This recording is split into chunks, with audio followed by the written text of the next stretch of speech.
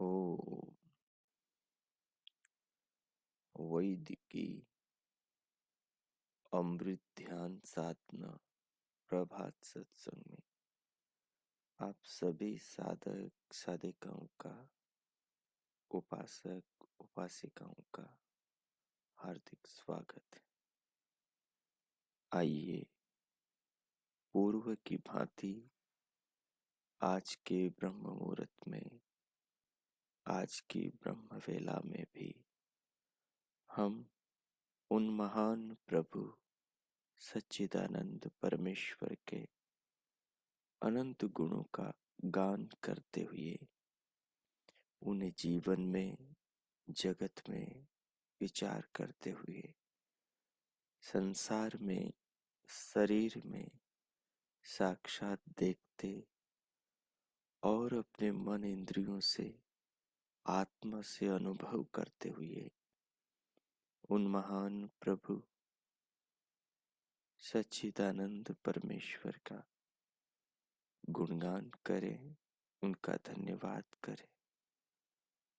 उनके द्वारा की जा रही इस कृपा को अनुभव करके अपने हृदय में और अपनी आत्मा में परमात्मा के प्रति सम्मान और कृतज्ञता के भाव जगाए।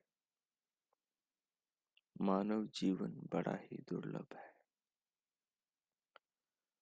और केवल मनुष्य जीवन में ही स्वयं को, भगवान को, भगवान की कृपाओं को और इस जगत को जानने का सौभाग्य प्राप्त होता है। मनुष्य योनि के बाद अनेकम 84 लाख योनियों में इस आत्मा को ऐसा दुर्लभ अवसर कभी प्राप्त नहीं होता। हम बड़े ही बड़भागी हैं कि हमें मनुष्य का, मानव का जीवन मिला है। हम बड़े सौभाग्यशाली हैं कि हम ब्रह्म मुहूर्त में उठकर उन महान प्रभु सच्चिदानंद भगवान के गुणों को, कृपाओं को जीवन में अनुभव करने लगे हैं। ये जो शरीर है जिसमें हमारी आत्मा बैठी है, ये शरीर पूरा ही भगवान की कृपा है। ये जो बाहर से भीतर प्राण आ रहा है और जीवन की ज्योत का ईंधन बनते चला जा रहा है, हर पल नूतन आ रहा है, हर पल नया जीवन हमें दे रहा है, ये वो भगवान का स्नेह है, उनका प्रेम है। इस बात को हमें दोहराना चाहिए, इस बात को हमें याद रखना चाहिए, बार बार हमें इस बात को स्मरण करना चाहिए। जितनी बार हम इस सत्य को दोहराएंगे उतनी ही हमारे अंतःकरण पर इसके संस्कार पड़ेंगे और यही संस्कार हमें पाप से, अधर्म, अन्याय से बचाएंगे, हमें अमानवीय व्यवहार करने से रोकेंगे और हमारी आत्मा को शरीर के माध्यम से, संस्कारों के द्वारा आत्म कल्याण के सुपथ पर ले जाएंगे। यही भाव कि जीवन प्रभु की कृपा है और ये दुर्लभ है, इसको व्यर्थ व्यय नहीं करना चाहिए, इसका गलत रीति से प्रयोग नहीं करना चाहिए। अधिक से अधिक भगवान के बताए मार्ग पर, भगवान के दिए ज्ञान के अनुसार मानव जीवन को जीना चाहिए। सो आइए, जिस आसन पर आप बैठे हैं, जो आलथी पालथी आपने लगा रखी है, उसे व्यवस्थित करें। कमर, पीठ और गर्दन को सीधा करें, परंतु सहज रखें, खिंचाव, तनाव, अकड़न जकड़न से रहित रखे। तदुपरांत दोनों हथेलियों को गोद में रख लें। वह दोनों घुटनों पर कटोरे की भांति बना के रख लें। नेत्रों को बंद रखें, पलकों को सहज रखें और सिर से पांव तक, पांव से सिर तक संपूर्ण शरीर को, पूरी देह को अनुभव करें। अनुभूति को गहरा करने के लिए बाहर से भीतर आते प्राणों को अनुभव करें। श्वास को लंबा, गहरा, लयबद्ध करें। नथुनों से भीतर लेते हुए उसको मन से, आत्मा से अनुभव करें। श्वास को लेते हुए, श्वास की अनुभूति करते हुए सिर से पांव तक पूरे शरीर को भी अनुभव करें। कीजिए। इस रीति से अनुभव करने से श्वास और शरीर को, शरीर में सत्व गुण की वृद्धि होती है। सत्व गुण की वृद्धि होने से आसन स्थिर होता है और मनुष्य का मन, उसका चित्त एकाग्र हो जाता है। एकाग्र चित्त हुआ, जिस विषय पर मानव मन विचार करता है, चित्त में चिंतन चलता है, वो चिंतन सत्य के स्वरूप को, जिस वस्तु का विचार किया जाता है उस वस्तु के स्वरूप को प्रकाशित करने वाला होता है। सो आइए, बाहर से भीतर लंबा, गहरा, लयबद्ध करते हुए श्वास लेते हुए सिर से पांव तक के पूरे शरीर को अनुभव करते हुए फिर दोनों कानों के आकाश में मन को लगाकर दिव्यनाद को साथ में सुनते जाएं। भ्रुकुटी के पृष्ठपटल पर भीतर दिव्य प्रकाश को अंतर्दृष्टि से देखते जाएं। पूरे शरीर को अनुभव करें, श्वास को अनुभव करें। जब श्वास भर लें भीतर, तब श्वास को थोड़ा रोकें। श्वास को रोककर शरीर को अनुभव करते हुए दिव्य नाद, दिव्य प्रकाश को सुनते और देखते हुए अपने मानस में बाहर से मौन रहते हुए परमात्मा के निज नाम ओम का मानसिक जप करें। जप के क्षणों में पूरे शरीर को अनुभव करें। नाद को सुने, प्रकाश को देखें, शरीर को अनुभव करें। शरीर को, नाद को, प्रकाश को, इन सब को अनुभव करने वाले अपने अनुभविता आत्मा को भी अनुभव करें। इस प्रकार इन 3-4 अनुभूतियों में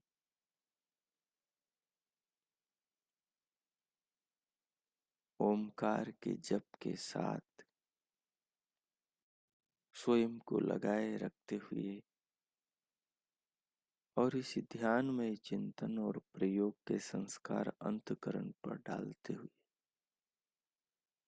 अपने हृदय को पवित्र करें, चित्त को संस्कारित करें। जिस शरीर को आप अनुभव करेंगे, जिस श्वास को अनुभव करेंगे,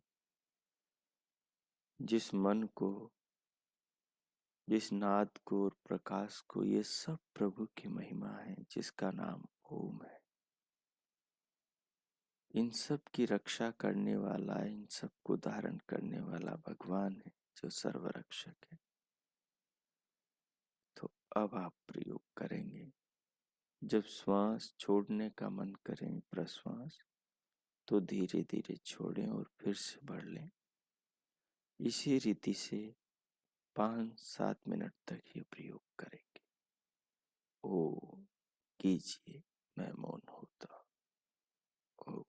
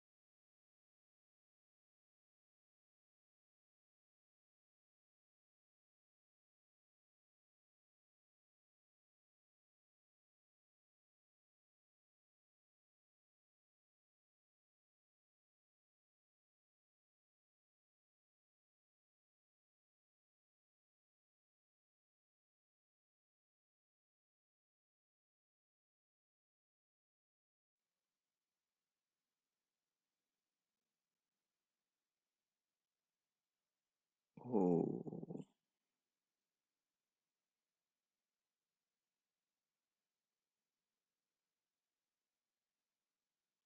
ओ।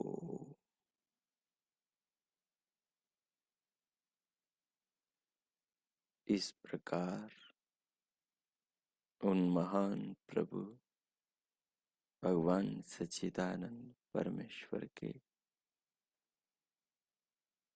निज नाम ओम का मानस जप करते हुए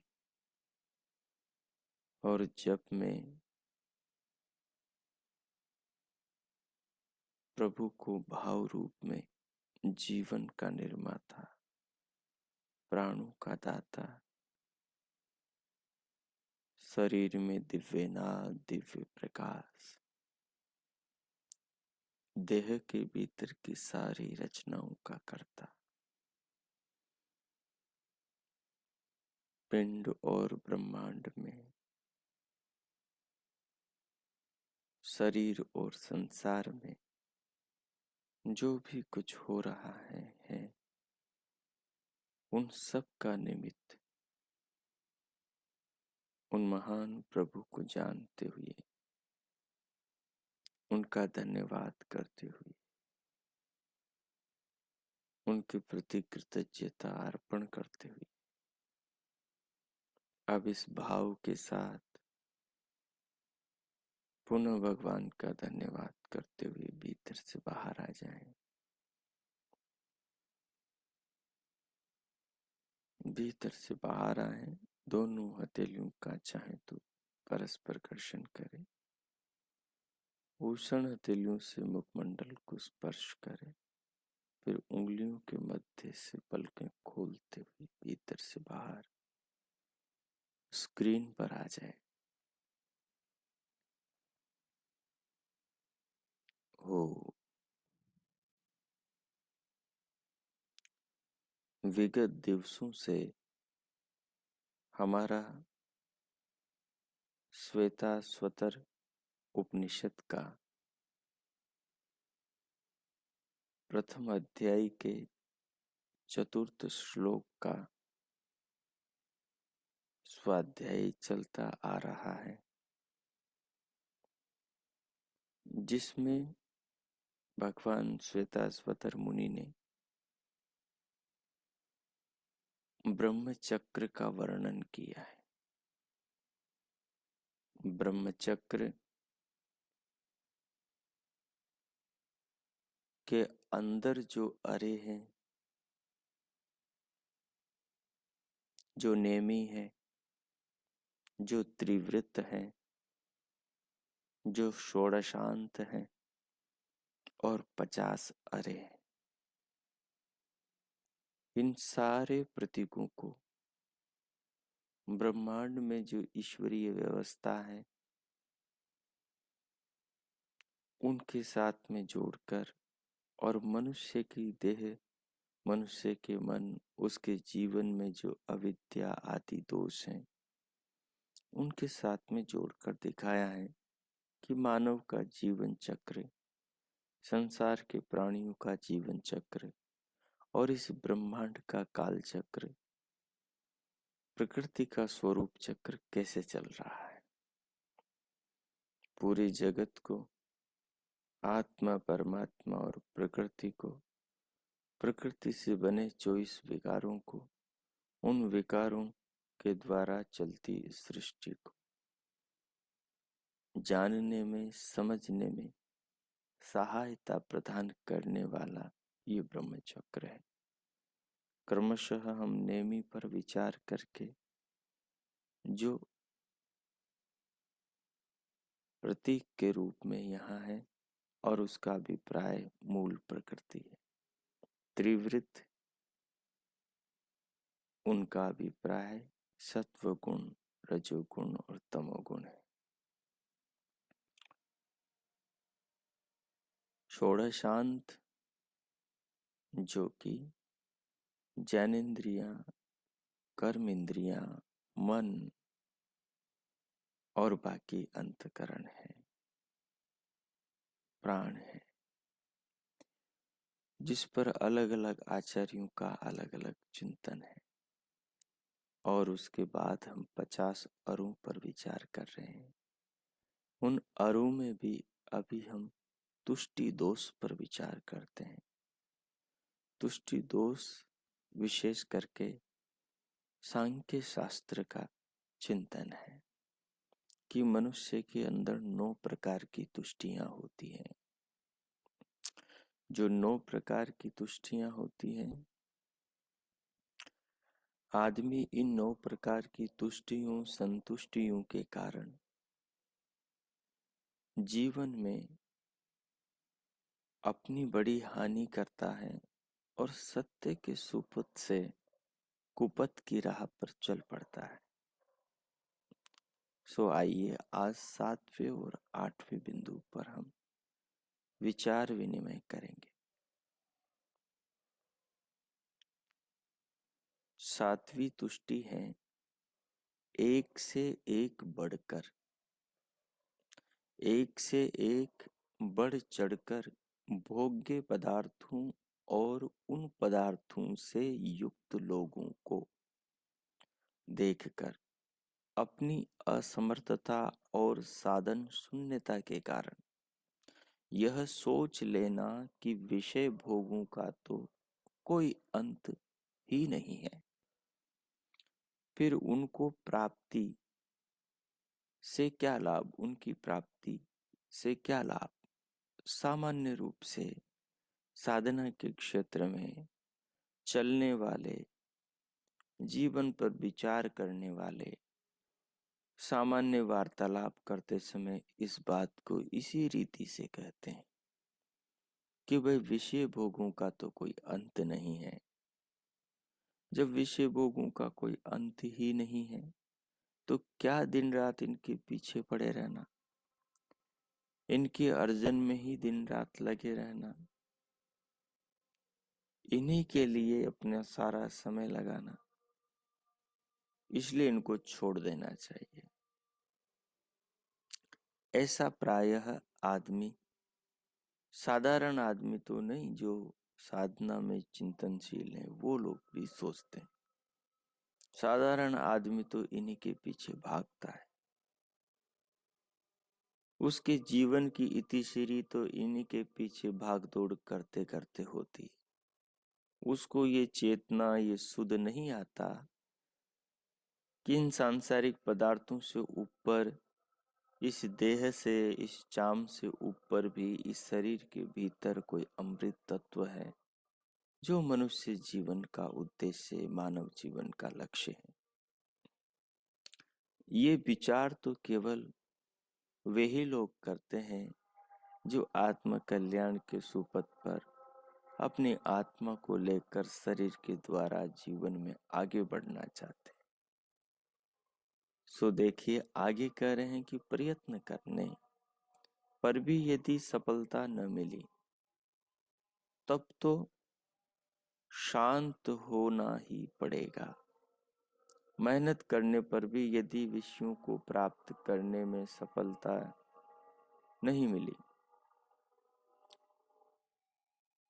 तभी तो शांत होना पड़ेगा।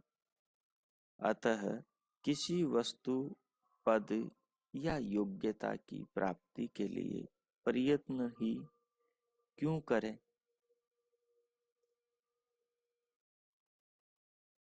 वो तो इतनी सारी हैं, इतने लोग हैं। अब परीक्षा देने वाले ये सोच लें कि इतने सारे हैं दुनिया के अंदर, 5 तो पद, 5 तो सीट निकल रही है और उनके लिए परीक्षा पेपर देने वाले हजारों लाखों की गिनती में है। तो हमारा कहाँ नंबर आएगा इसमें, इसलिए चलो छोड़ो। तो फिर उनका नंबर छोड़ने पर तो कभी आएगा ही नहीं। लेकिन जिनके अंदर उत्साह, आत्मविश्वास होगा और जो अपने कर्तव्य को ही धर्म समझते होंगे कि नहीं, हमें तो करना ही है, चाहे सफलता मिले या न मिले।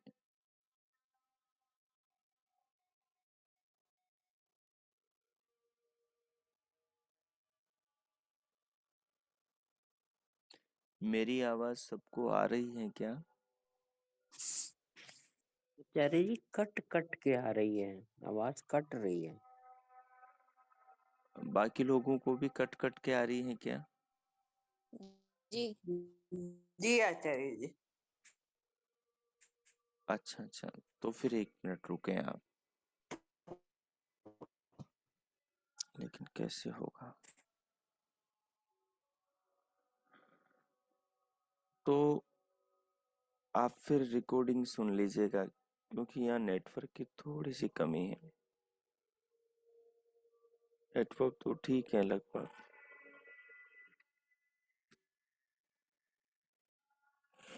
इसको फिर कल हम रिपीट कर लेंगे। बाकी लोगों को ठीक आ रही है क्या?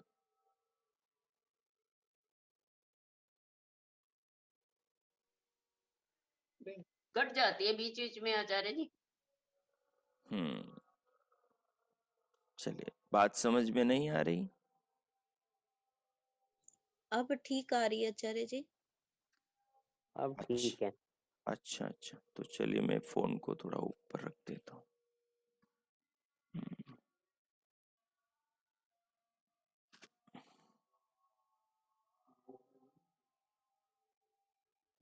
वो लेखा था, लगा कर चल नहीं रहा था। कोई बात नहीं। हम्म। अभी ठीक आने लगी है क्या? अब सही आ रही है। चलिए चलिए, तो देखिए,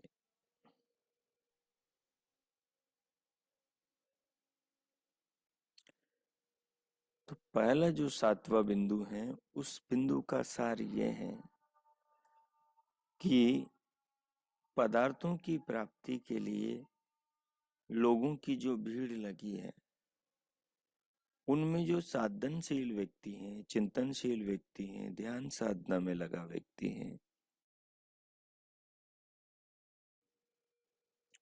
वो व्यक्ति ऐसा विचार करता है कि देखो, इस सारी दुनिया इन चीजों के पीछे भाग रही है, और फिर भी इनमें से सब सब लोगों को सब चीजें नहीं मिल रही। एक आदमी जीवन भर नौकरी के लिए दौड़ लगाता है, एक आदमी जीवन भर ये बनाना चाहता है, वो बनाना चाहता है, ये चाहता है, उसको नहीं मिलता सब कुछ।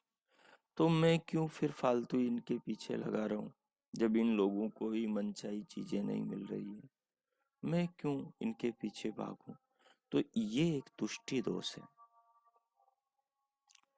कि पुरुषार्थ करने से हो सकता है वो चीज उसको मिल जाए, उसका सामर्थ्य उस वस्तु को पाने के योग्य हो, उसके पिछले जन्मों के कारण से उसको बुद्धि उस वस्तु की प्राप्ति के योग्य मिली हो, वो प्रयत्न करे और वो चीज उसे मिल जाए। लेकिन ये सोच के बैठ जाना कि बाकी को कहाँ सब चीजें मिल रही हैं तो मुझे कोई मिलेगी जरूरी थोड़ी है, इसको तुष्टि दोष कहते हैं। अब इसे साधना के क्षेत्र में भी हम लेकर आ जाएं, इसे लोक व्यवहार के और भौतिक जीवन के गृहस्थी में भी, और फिर इसे आप वहां से वानप्रस्थ में भी ले जा सकते हैं, इसे विद्या अध्ययन के काल ब्रह्मचर्य में ले जा सकते हैं, और इसे संन्यास के, आत्म उत्थान के, आत्मनिर्माण के, उपासना और समाधि की अंदर भी ले जा सकते, वहां भी जोड़ सकते। सबसे पहली समाधि वितर्क समाधि है। वितर्क समाधि आदमी की तब लगती है जब उसे पदार्थ विद्या का अच्छे से ज्ञान हो गया हो। पदार्थ विद्या का मतलब है जिस उसे वैशेषिक दर्शन का अच्छे से ज्ञान हो गया हो। कणाद मुनि ने जो कणाद मुनि ने जो जगत का स्वरूप बताया है, जगत का विश्लेषण किया है, वो पदार्थ विद्या है। जो व्यक्ति उस पदार्थ विद्या को जानता है, वो जगत का अच्छे से चिंतन कर सकता है। 9 द्रव्यों का, 24 गुणों का वो चिंतन कर सकता है, और 5 कर्मों का। 9 द्रव्यों में सारे संसार के पदार्थ मुख्य रूप से आ जाते हैं। 24 गुणों में जितने भी पदार्थों में गुण हैं वो सारी चीजें आ जाती, और 5 कर्मों में जितने भी कर्म हैं सृष्टि में जो हो रहे हैं वो सारी चीजें आ जाती। तो इन सब चीजों के आ जाने से ये निश्चित हो जाता है कि पदार्थों के स्वरूप का पता चल जाता है। तो फिर वो वितर्क समाधि लगाने में समर्थ हो जाता है। फिर उसको पातंजलि योग शास्त्र का ज्ञान होना चाहिए और उधर न्याय शास्त्र का ज्ञान होना चाहिए। न्याय शास्त्र में जो प्रमाण की प्रक्रिया है उस प्रमाण की प्रक्रिया से वैशेषिक दर्शन में जो पदार्थों का स्वरूप बताया है उस स्वरूप के ज्ञान से पातंजलि योग शास्त्र के अंदर जो उनके साक्षात्कार की प्रक्रिया बताई है अष्टांग योग, उस रीति से जब वो उनका चिंतन करता है ध्यानस्थ होकर तो फिर उसे उनका ज्ञान प्राप्त होता है। फिर उसकी वितर्क समाधि लगती है, यानी पांचभौतिक जो स्थूल जगत है इस सारे स्थूल जगत का वो साक्षात्कार कर लेता है। अब ये जो विद्या है, ये जो पुरुषार्थ है, यदि आदमी ये समझ लें कि जी वितर्क समाधि संसार में कितने विद्वानों को प्राप्त हुई, वर्तमान में तो कोई हमारे सामने है ही नहीं, क्योंकि वितर्क समाधि पर जो बात करते हैं वो जो बताते हैं उससे ही पता लगता है कि वो कितना उसके बारे में जानते हैं। ठीक है, तो इसलिए किसी को ये हुई नहीं है, पिछले अतीत में हुई होगी, हमें कहाँ होने वाली है, इसलिए चलो छोड़ो, ये तुष्टि दोष है। ये तुष्टि दोष जिस साधक के जीवन में होगा साधना में वो आगे बढ़ ही नहीं पाएगा। आप वितर्क समाधि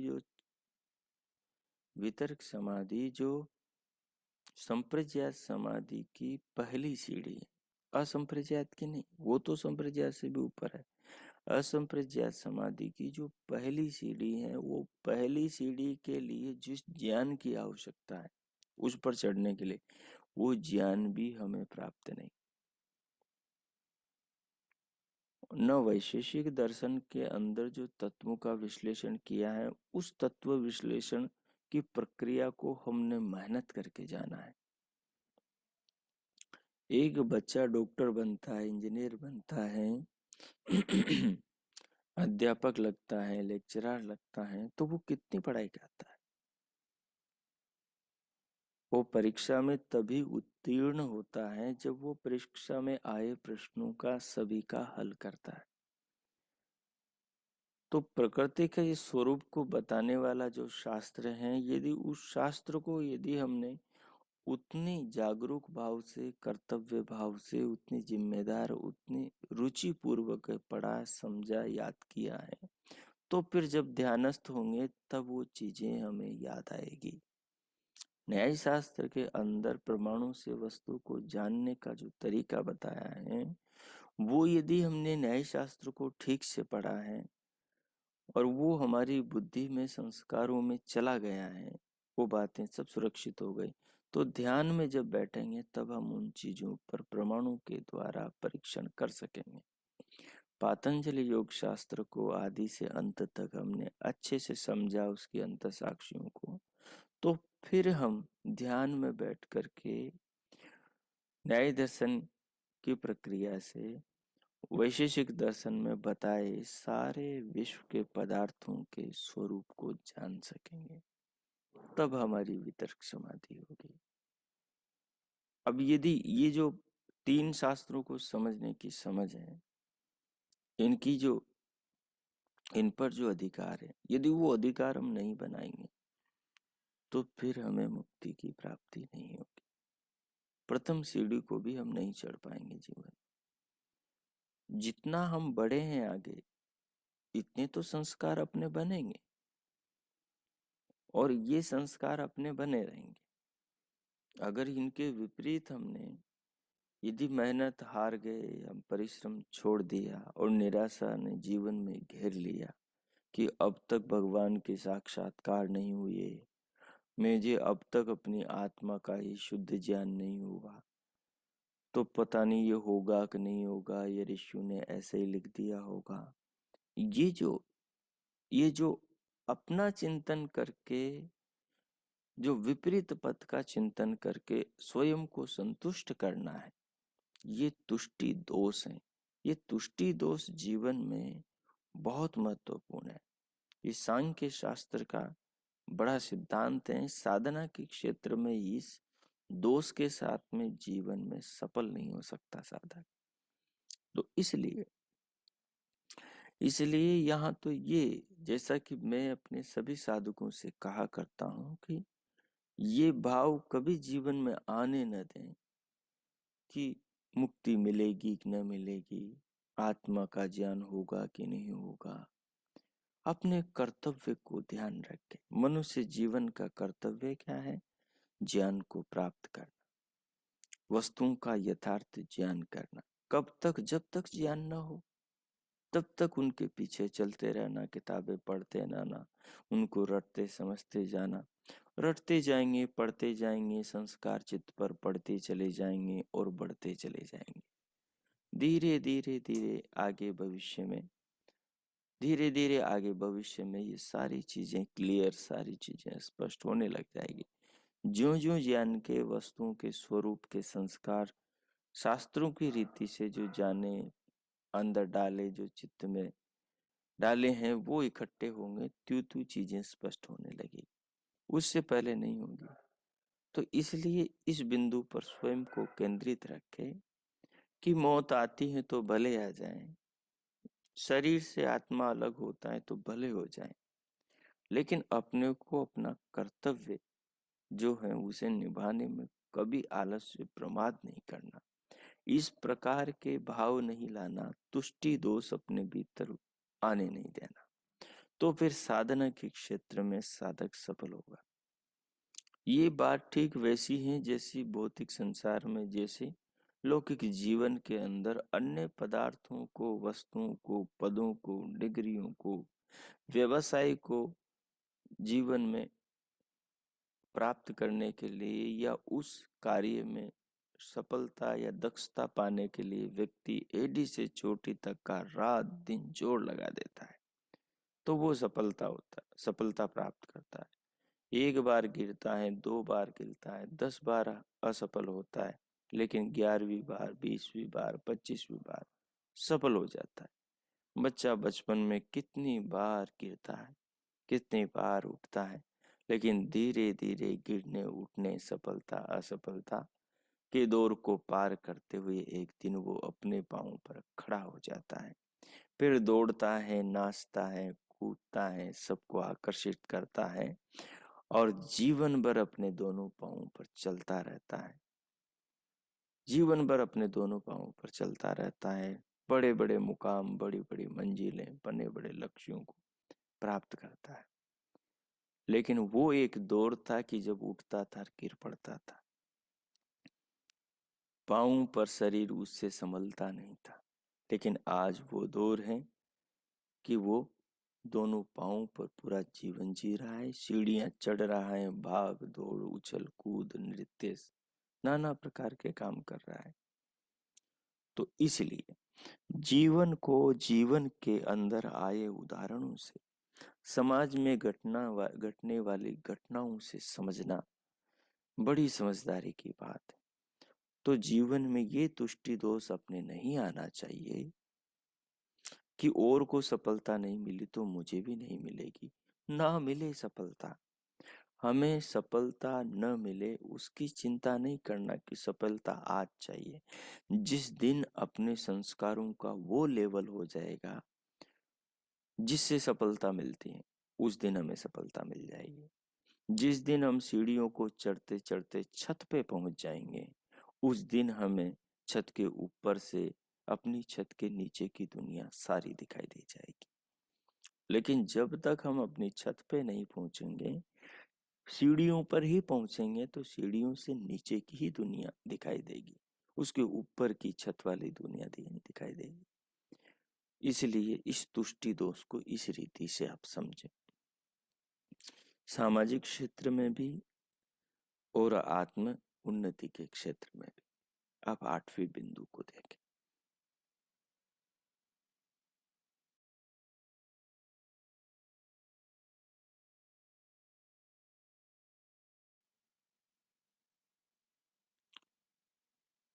देखिए, जैसे अग्नि में आहुति देने से अग्नि प्रचंड हो जाती है, वैसे ही विषय भोगों के उपभोग से भोग कामना, भोगों की लालसा भी अधिकाधिक बढ़ती और उग्र रूप धारण कर लेती। यह समझकर भोगों और भोग्य पदार्थों से विमुख होना भी एक प्रकार की तुष्टि दोष है। ये बहुत बड़ी बात है। जो लोग संसार में भोगों को प्राप्त करते हैं, भोग किसी भी श्रेणी के हो, किसी भी विषय से संबंधित हो, भोगों को प्राप्त करते हैं, तो उन भोगों को प्राप्त करने से उन भोगों के प्रति लालसा मनुष्य में बढ़ती है। उनके संस्कार पड़ते हैं और फिर लालसा बढ़ती है, उनके प्रति इच्छा पैदा होती। जैसे एक आदमी ने शराब एक बार पी, 2 बार पी, उसकी आदत पड़ गई, लत पड़ गई जर्दा खाने की, चाय पीने की।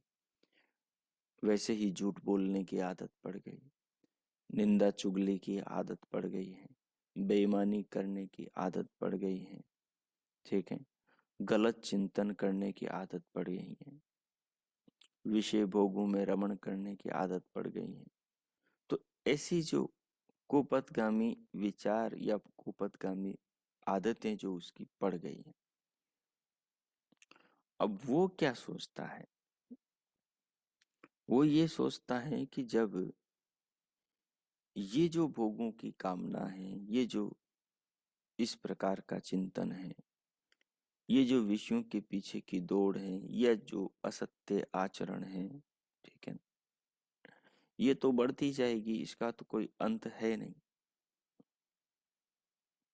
इसका तो अंत है नहीं। तो फिर इन पदार्थों को, इन भोगों को क्यों भोगना? इनसे विमुख हो जाते हैं, इन सबको छोड़ देना है। व्यापार करता है तो आदमी को कई बार झूठ बोलना पड़ता है। सब लोगों का लगभग यही उत्तर होता है जी, बोलना तो नहीं चाहते लेकिन करें क्या, बोलना पड़ता है। लेकिन उसका तीसरा रास्ता वो निकालते नहीं,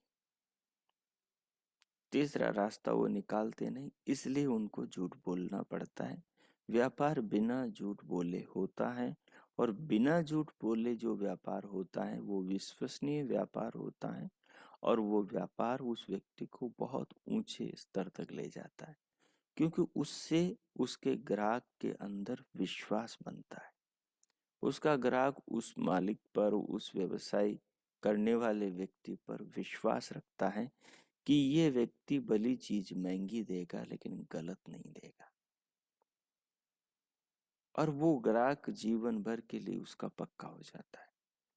और जो आदमी झूठ बोलकर माल बेचता है, लेने वाला 1 बार 2 बार 3 बार ले जाता है, फिर पकड़ लेता है कि नकली चीज असली बनाकर बेचता है, तो फिर आगे उससे नहीं लेता है। तो इसलिए सत्य व्यवहार करके भी व्यापार को किया जा सकता है।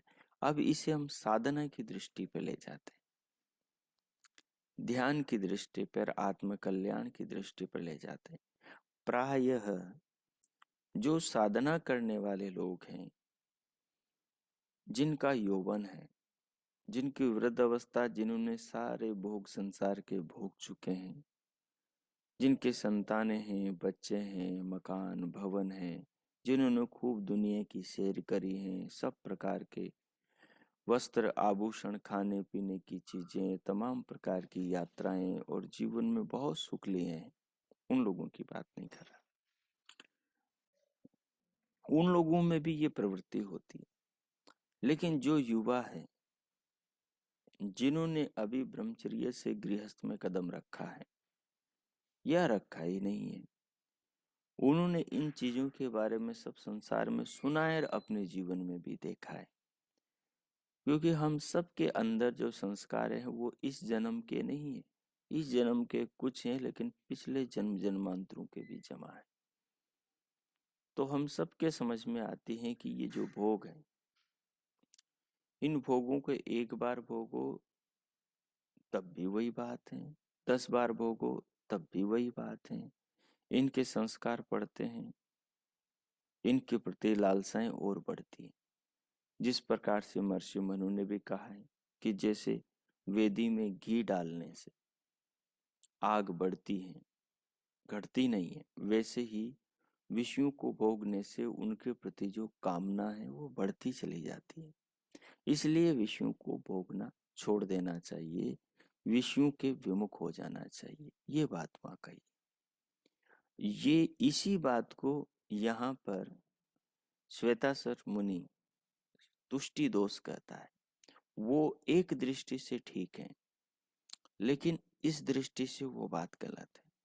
यदि भोग को विवेक पूर्वक नहीं भोगा है, मूर्खों का भोग भोगना अलग है और ज्ञानियों का भोग भोगना अलग है। वो भोग को भी योग की रीति से भोगते हैं, वो चिंतन की रीति से भोगते हैं।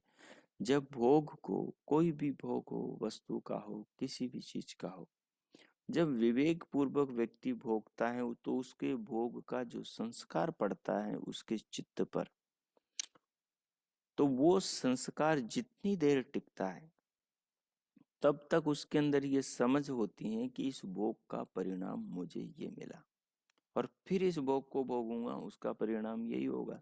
भोगने के बाद में वो सुख रहेगा नहीं। तो एक बार भोगूं, 2 बार भोगूं, 10 बार भोगूं, लेकिन बाद में वो सुख तो रहेगा नहीं। तो फिर इसे भोगने से क्या फायदा।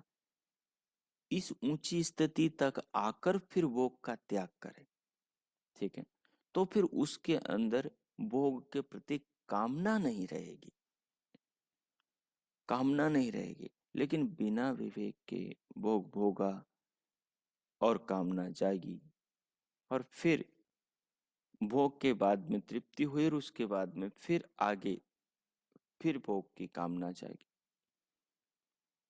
और उसने इस पर विचार नहीं किया इस सिलसिले पर कि एक बार खीर खाई, उससे खाने से 2 कटोरी में तृप्ति हुई और उसके बाद में तीसरी कटोरी खाने सामने आते ही दुख हुआ, अजीब लगा, मन फरने लगा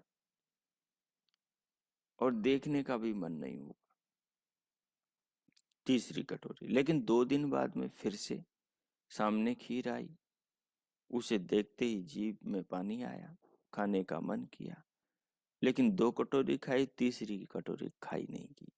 ये प्रयोग 10 बार होगा और इस पर यदि 10 बार उस व्यक्ति ने जागकर ये 10 बार ये भोग किया है खीर वाला, तो वो 10 बार का जो संस्कार उसके चित्त में पड़ेगा।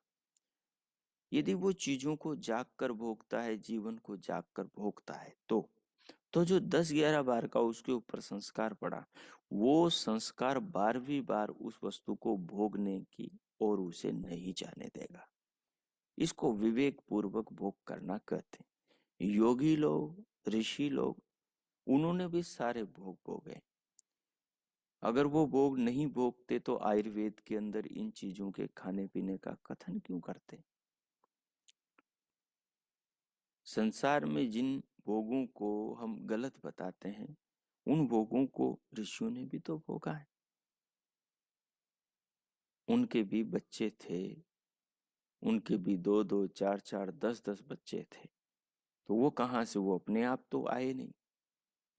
उनके लिए उन्होंने भोग तो भोगे होंगे, लेकिन उसके बाद में भी वो मंत्र दृष्टा हुए, उसके बाद में भी वो मुक्ति के अधिकारी हुए, उसके बाद में भी उन्होंने आत्मा को जाना, परमात्मा को जाना और मुक्ति को प्राप्त किया, परम आनंद को प्राप्त किया। भोगों को भोगते हुए भी उसमें यही मूर्ख विवेकहीन व्यक्ति मूर्खता पूर्वक भोग करता है, बिना विचार के भोग करता है, बिना ज्ञान के भोग करता है, बिना अधिकारी होकर भोग करता है। इसलिए वो भोगों के जाल में फंसता चला जाता है। लेकिन ज्ञानी विवेकी व्यक्ति विवेक पूर्वक भोग करता है तो भोगों के जाल में वो फंसता नहीं, भोगों से वो अपनी आत्मा को मुक्त करता है।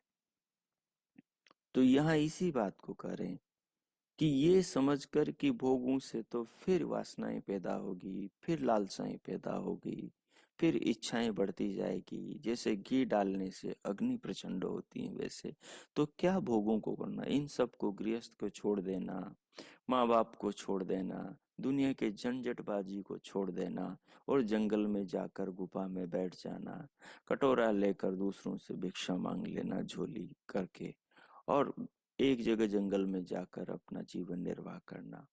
भोगों के बीच में जाएंगे ही नहीं तो भोगों की कामनाएं कहाँ से उठेगी। और लेकिन भीतर भीतर अपने भीतर तो भोगों की ज्वाला भड़क रही है, संस्कारों में तो भोगों की ज्वाला। अब क्योंकि भोग तो पूर्ण रूप से निवृत्त तब होंगे जब विवेक पूर्वक उनको जाना जाएगा, तो उनका अंत होगा। बिना विवेक के भोग भोगे हैं तो वो ज्वाला, वो भोगों के जो संस्कार हैं, वो नष्ट नहीं होंगे, वो दग्ध बीज नहीं होंगे, वो बने रहेंगे। जब तक वो दग्ध बीज नहीं होंगे तब आत्म उन्नति में प्रगति नहीं होगी। तो यहाँ इस बिंदु की ओर संकेत कर रहे हैं। सामान्य जो जगत में जो जीवन जीता है आदमी, उसमें भी इस चिंतन को हम जोड़ेंगे, और जो साधना का क्षेत्र, आत्म उन्नति का क्षेत्र है, उसमें भी इस चिंतन को जोड़ेंगे। तो दोनों बातें हमें स्पष्ट होती चली जाएगी, दोनों बातें स्पष्ट होती चली जाएगी। तो इस प्रकार से हमने आज 7वां और 8वां तुष्टियों के क्रम में दो बिंदुओं पर विचार किया। आगे 9वें 10वें पर हम विचार करेंगे। आज के पाठ को इतना ही रखते हैं। अब जो आज हमने दो बिंदुओं पर विचार किया है, इन बिंदुओं पर आप आत्मचिंतन करेंगे। मैं मौन होता हूँ, 2 मिनट आत्मचिंतन करेंगे और फिर प्रभु का, भगवान का मन ही मन हृदय से इस ज्ञान के लिए, जीवन के लिए, शरीर के लिए, श्वास के लिए, सबके लिए प्रभु का धन्यवाद करेंगे। ओ कीजिए।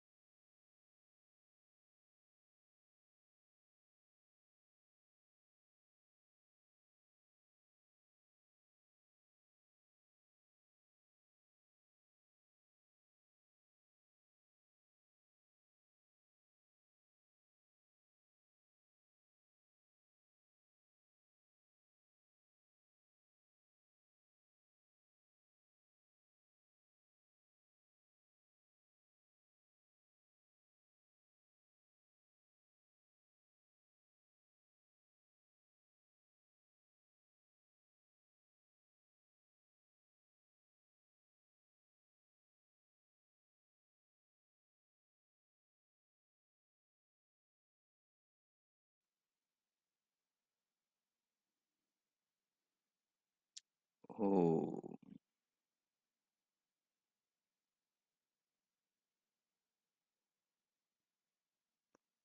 हो इस प्रकार आत्मचिंतन करते हुए जीवन पर, विषयों पर, जीवन के जीने के तरीके पर, दोनों तुष्टि दोषों पर भगवान का धन्यवाद करते हुए जीवन के लिए, मानव जीवन के लिए, शरीर के लिए, प्राणों के लिए, शरीर के भीतर के अनंत व्यवस्थाओं के लिए, प्रभु के उपकारों के लिए उनका धन्यवाद करते हुए अब शांति पाठ करेंगे।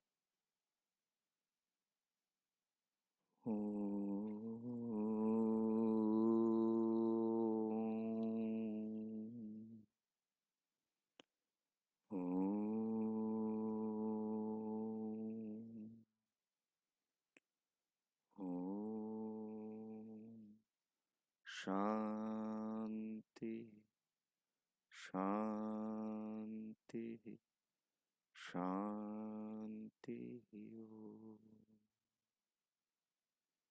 ओ आपका आज का दिन शुभ हो, मंगलमय हो।